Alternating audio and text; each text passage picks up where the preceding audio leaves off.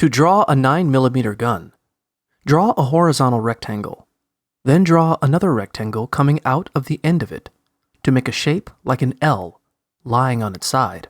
Angle the second rectangle back a little bit instead of orienting it straight down. At the inner corner, where the two rectangles come together, draw a smaller rectangle. Then draw an oval inside it. This is the space where the trigger will go. Next, start filling in some details.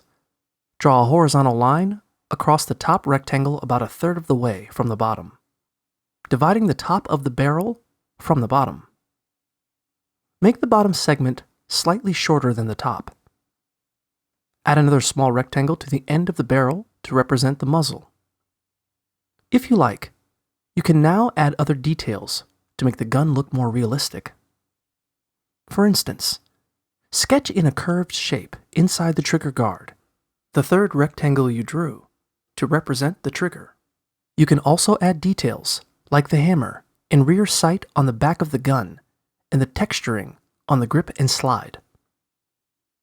Once you've filled in as many details as you like, erase any unnecessary guidelines and ink in your drawing. You can also color it if you like. Use silver or gray tones for the barrel and most of the other features of the gun, and color in the grip black.